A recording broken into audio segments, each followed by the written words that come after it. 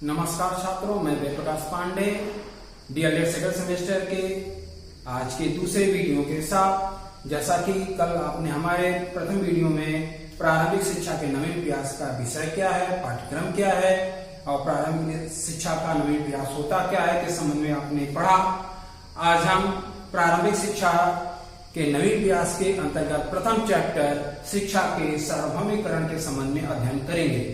तो शिक्षा के सार्वभौमिकरण क्या है, किस प्रकार से हो सकता है, इसको पढ़ने से पहले हम एक बार फिर से कल के क्लास में हमने जो बताया था उसको रिवीजन करने का प्रयास कर रहे हैं कि प्रारंभिक शिक्षा के नवीन प्रयास होते क्या हैं।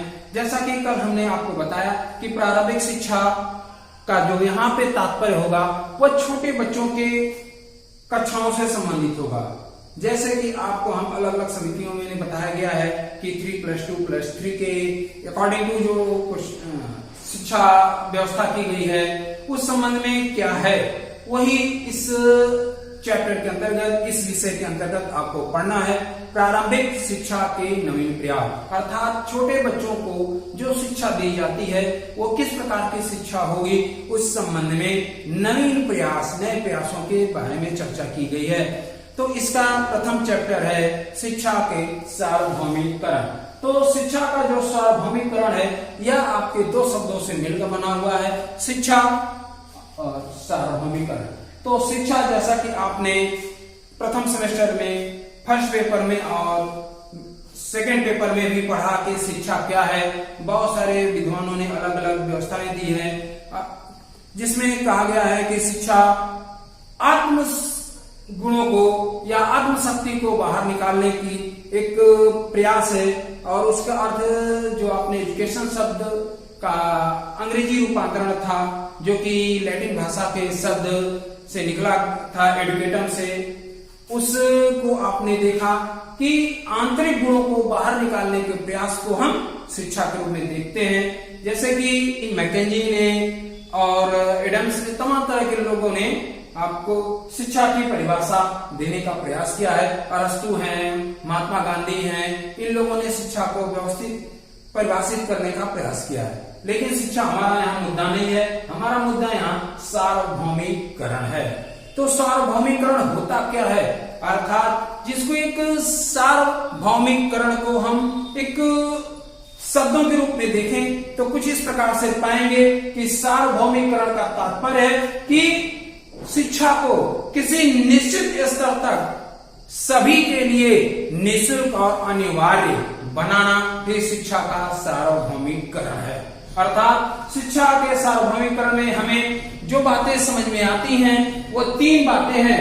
पहला है निश्चित स्तर तक सभी के लिए अनिवार्य एवं निःशुल्क शिक्षा, अर्थात शिक्षा जो होगी वह निश्चित स्तर पे होगी। ऐसा नहीं है कि हम क्लास 1 पे हैं तो क्लास 1 के अकॉर्डिंग टू जो शिक्षा होगी उसकी बात की जा रही है। अगर हम क्लास 5 में हैं तो क्लास 5 के अकॉर्डिंग टू शिक्षा की बात की जाएगी, एक निश्चित स्तर पे जो कि एक युक्त रूप से सटीक होगा। अब ऐसा नहीं है कि हम ये विचार कर रहे हैं कि क्लास 1 का बच्चा है तो वह हमें 10 अंकों का मल्टीप्लीकेशन बता सकता है या वह हमें विश्व के सभी देशों का नाम बता सकता है। मे भी हो सकता है, बट यह सामान्यतः संभव नहीं है। इसलिए एक निश्चित स्तर पे जिन उस क्लास के अकॉर्डिंग टू सिलेबस निःशुल्क और अनिवार्य रूप से अवेलेबल होनी चाहिए। या उसके बाद दूसरी जो बात है वह है सभी के लिए, चाहे वह अमीर हो, गरीब हो, चाहे वह किसी प्रकार का बालक हो, चाहे वह पागल हो,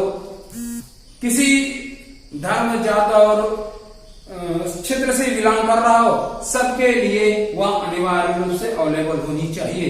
इसके बाद अनिवार्य एवं निःशुल्क, जो कि भारत में एक बहुत दूसरा कार्य है और इसको संभव बनाने के लिए हमारे संविधान निर्माताओं ने संविधान में कुछ इस प्रकार के प्रावधान किए हैं जिससे कि यह अब सुलभ हो सकता है। और इसमें क्या वास्तव में शिक्षा का सार्वभौमिकरण क्यों जरूरी है, इसको हम जेपी नायक और एस चक्रवर्ती जो हमारे विद्वान हैं उनके विचारों के आधार पर देख सकते हैं। जेपी नायक कहते हैं कि शिक्षा सामाजिक परिवर्तन का एक सशक्त माध्यम है। हम समाज में जो परिवर्तन लाने का प्रयास करते हैं उसके लिए एक सशक्त माध्यम क्या है? हमारा शिक्षा है। इसलिए हम शिक्षा को सर्वोपरि मानते हैं और जब अगर वह महत्वपूर्ण हो गया तो जाहिर सी बात है कि सबके लिए वह अनिवार्य होना चाहिए। अगर वह जरूरी नहीं है तो सबके लिए अनिवार्य होना कोई जरूरी नहीं होता, लेकिन चूंकि यह एक सामाजिक परिवर्तन का सशक्त माध्यम है इसलिए शिक्षा जरूरी हो जाता है और इसके लिए हमें इसके सार्वभौमिकरण की आवश्यकता पड़ती है। अब एस चक्रवर्ती का विचार है कि सामाजिक पुनर्निर्माण के लिए शिक्षा जरूरी होती है और सामाजिक पुनर्निर्माण के लिए शिक्षा का महत्व है। अर्थात अगर हमको समाज का पुनर्निर्माण करना हो, जैसा कि आप सभी जानते हैं जब समाज का निर्माण हुआ था, जब हाफिज ने सामाजिक संविदा का निर्माण किया था तो समाज की जो विकट स्थितियां थी उसको उन्होंने बहुत अच्छे ढंग से व्यवस्थित किया था और व्याख्यायित किया था। तो अगर उस समाज को हमको अगर प्रगतिशील बनाना है तो एस चक्रवर्ती का यह विचार सर्वथा उपयुक्त प्रतीक होता है कि सामाजिक पुनर्निर्माण के लिए शिक्षा बहुत जरूरी है। और इन दोनों विचारों के आधार पर जब देखते हैं तो हम पाते हैं कि शिक्षा का सार्वभौमिकरण भी जरूरी होता है। अब शिक्षा का सार्वभौमिकरण अगर हो गया तो अब इसको लागू करना सबसे बड़ी समस्या हो जाएगी। तो अब हम इसको देखते हैं कि वास्तव में जो सार्वभौमिकरण है उसको हम लागू कैसे करेंगे, अनिवार्य रूप से हम करेंगे कैसे। इसके लिए जब हम देखते हैं तो संवैधानिक प्रावधान हमारे लिए बहुत हेल्पफुल होते हैं, बहुत सहायक होते हैं। इसमें हम संविधान के अनुच्छेद 21A, 29(2), 45 और 51(1) को हम सबसे ऊपर देखते हैं। इसके अलावा जब आप पाते हैं तो इसमें शिक्षा का अधिकार अधिनियम,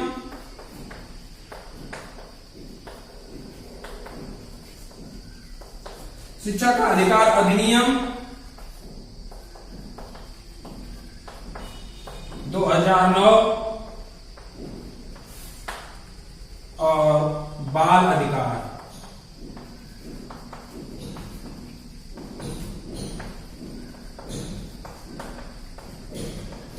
अधिनियम बहुत उपयोगी होता है। यह हमारे इस समाज के में शिक्षा के सार्वभौमिकरण के लिए इन प्रावधानों का होना नितांत जरूरी है। जब आपके डीएलएड सेकेंड सेमेस्टर के परीक्षा में पूछा जाएगा कि शिक्षा का सार्वभौमिकरण के संबंध में आप क्या जानते हैं, इसके लिए संवैधानिक प्रावधानों का उल्लेख करें तो मुख्यतः आप इन्हीं प्रावधानों का उल्लेख करेंगे। यह आपके संविधान से बाहर है लेकिन संवैधानिक प्रावधान ये हैं, इनकी आप विस्तार से विवेचना करेंगे जिससे कि आपके आंसर सही हो जाएंगे। तो हम अब बात करते हैं संवैधानिक प्रावधानों का। तो ये जो है ये आपके मूल अधिकार में है, यह आपके मूल अधिकार में है, यह आपका राज्य का नीति निर्देशक तत्व है और यह आपका मूल कर्तव्य है, मूल कर्तव्य है। तो हम देखते हैं तो पाते हैं कि 21, जैसा कि आप जानते होंगे अनुच्छेद 21 जो है वह संविधान का एक आत्मा है, एक जीवन के लिए, एक व्यक्ति के लिए, समाज के लिए बहुत बड़ा एक अनुच्छेद है जिसमें यह कहा गया है किसी भी व्यक्ति को, हम 21 की बात नहीं कर रहे हैं, हम 21 की बात कर रहे हैं, जिसमें यह कहा गया है किसी भी व्यक्ति को उसके गरिमापूर्ण जीवन से विधि द्वारा स्थापित प्रक्रिया द्वारा ही वंचित किया जाएगा, अन्यथा नहीं। अर्थात अब आप सोच लीजिए गरिमापूर्ण जीवन यह एक बहुत व्यापक शब्द है, इसमें क्या क्या कहा गया है, किस तरीके से कहा गया है, जब आप कॉन्स्टिट्यूशन पढ़ेंगे सामाजिक विज्ञान के अंतर्गत तो उसमें आप देख सकते हैं। हम यहाँ बात कर रहे हैं शिक्षा की, इसलिए हम 21A की बात करेंगे। जब शिक्षा का अधिकार अधिनियम 2009 आया, यह जो अधिनियम है यह 4 अगस्त 2009 को पेश हुआ था और 27 अगस्त 2009 को राष्ट्रपति द्वारा पारित होने के बाद सरकारी गजट में प्रकाशित किया गया। इस प्रकार से ये जो दोनों डेट हैं, ये एक महत्वपूर्ण डेट हैं, आप इनको नोट कर लें। तो आते हैं हम 21A में ये कहा गया है कि 6 वर्ष से लेकर 14 वर्ष तक के सभी बच्चों के लिए राज्य निःशुल्क और अनिवार्य शिक्षा की व्यवस्था करने का प्रयास करेगा यथा विधि अनुसार। अर्थात अब अगर यथाविधि अनुसार न कहा गया होता तो चूंकि यह मूल अधिकार है और मूल अधिकार हम न्यायालय में परिवर्तनीय होते हैं जैसा कि जानते हैं, तो हम इसके लिए कोर्ट में चले जाते और उसके बाद फिर सरकार फंस जाती। क्यों? क्योंकि सरकार के पास, जैसा कि हमने पहले वीडियो में बात किया था, संसाधन इतने नहीं है कि वह इस लगभग 1.25 अरब से ऊपर की जनसंख्या को निःशुल्क और अनिवार्य रूप से शिक्षा की व्यवस्था कर सके। तो यहाँ पे इस बात की भी कहा गया है कि आवश्यकता अनुसार विधि के अनुसार ही हम सभी लोगों को अवेलेबल कराएंगे जब हमारे पास संसाधन होंगे, अन्यथा हम नहीं करा सकते। उसके बाद 29(2) में यह कहा गया है कि राज्य किसी भी व्यक्ति को जन्म स्थान, लिंग और जाति के आधार पे किसी शैक्षिक संस्थान में प्रवेश करने से रोकेगी नहीं। और 45 जो कि राज्य का नीति तत्व है या न्यायालय में परिवर्तनीय नहीं होते हैं के संबंध में यही बात दोहराई गई है कि राज्य का यह कर्तव्य होगा कि वह 6 से लेकर 14 वर्ष तक के सभी बच्चों के लिए निःशुल्क और अनिवार्य शिक्षा की व्यवस्था करे। लेकिन इसमें यथाविधि की बात नहीं की गई है, यथा संसाधन की बात नहीं की गई है, इसमें यथा संसाधन की बात की गई है। और यह एक महत्वपूर्ण अनुच्छेद है। जब मूल कर्तव्य जोड़े गए उसमें यह नहीं था, क्योंकि ये 11वां तत्व है। बाद में इसे संवैधानिक संशोधन के द्वारा जोड़ा गया कि माता पिता अर्थात संरक्षक का यह दायित्व होगा कि 6 से 14 वर्ष तक के बच्चों के लिए अनिवार्य और निःशुल्क व्यवस्था शिक्षा की अवसर उपलब्ध कराएं। अर्थात अगर कोई बच्चा है जो 6 से 14 वर्ष तक के है तो माता पिता का यह कर्तव्य होगा कि उनके लिए वह अवसर उपलब्ध कराएं। अर्थात वह बच्चा जो है उसको किसी फैक्ट्री या किसी रोजगार में न इन्वॉल्व करें या पढ़ने से वंचित न करें। अगर वह स्कूल जाना चाहे तो उसको स्कूल भेजें, उसके लिए जो भी आवश्यक सामग्री है, सहायक सामग्री है, उसकी व्यवस्था करें यथासंभव। तो यहाँ पे हम देखते हैं इसके बाद शिक्षा का अधिकार अधिनियम 2009 और बाल अधिकार अधिनियम, इसकी हम डिटेल में शिक्षा के सार्वभौमिकरण के बाद अध्ययन करेंगे। अब आज के वीडियो में यहीं तक। हम कल के वीडियो में शिक्षा के सार्वभौमिकरण के क्या उद्देश्य थे, क्या महत्व है, क्या लाभ और क्या हानियां, इस संबंध में अध्ययन करेंगे। आज का वीडियो हम यहीं पे समाप्त करते हैं। धन्यवाद।